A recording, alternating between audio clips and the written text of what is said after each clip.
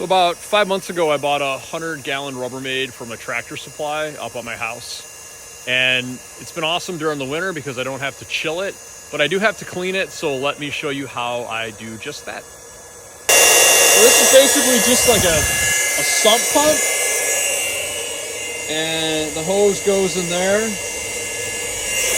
then I just drain the water in the backyard along the fence line. So I'm going to wait for this to be completely drained out, at least the bulk of it, and then I'll just tip it over, and then when I'm done with that, I wash it with hot water and vinegar. So during the winter in the Midwest, we're in Indiana, when it's over 32 degrees, it's freakishly nice today, it's like 50. That's when I turn the water back on from the house to the backyard, knowing that I can fill it in without possibly damaging my water lines. This is also what I leave in there. I bought it. It's like a 50 to 150 gallon aquarium. It's got a UV light on there that's supposed to help with the sanitation of this, but I leave it on after, if I don't plunge for a while, I leave it on for a couple hours here and there just to help with circulation. So when I take this thing and dump the water out, I also clean the back of it, and it's really easy to take apart to clean up any loose debris on top of that.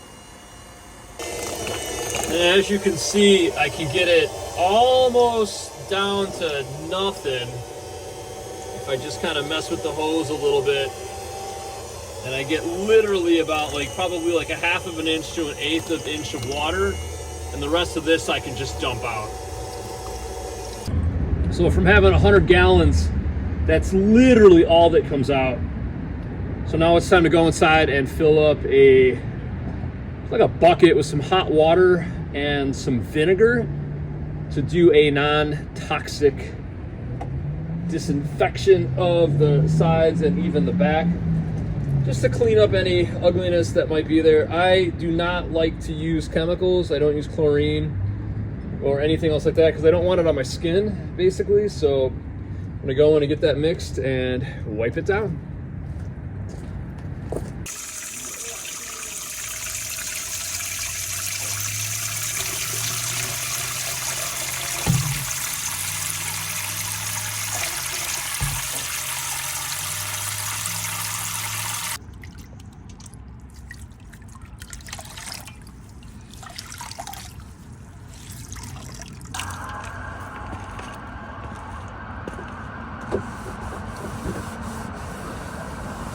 So what I've noticed is I just start off in the top and then work my way down to the bottom of it.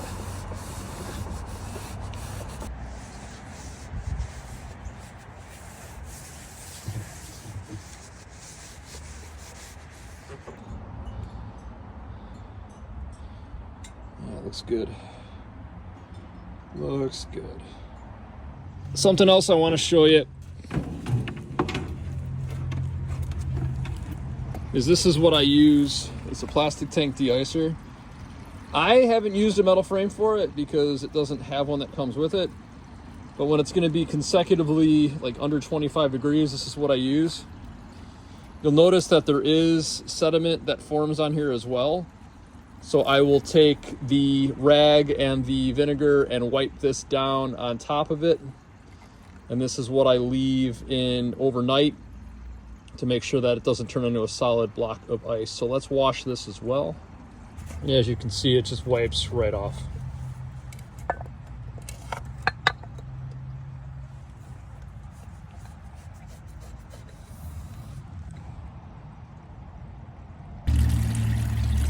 And that's it.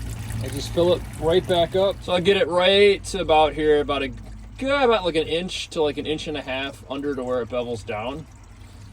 And it usually takes, I don't know, about an hour or so to fill back up. Then I'll put the cover back on, run the filter for a little bit.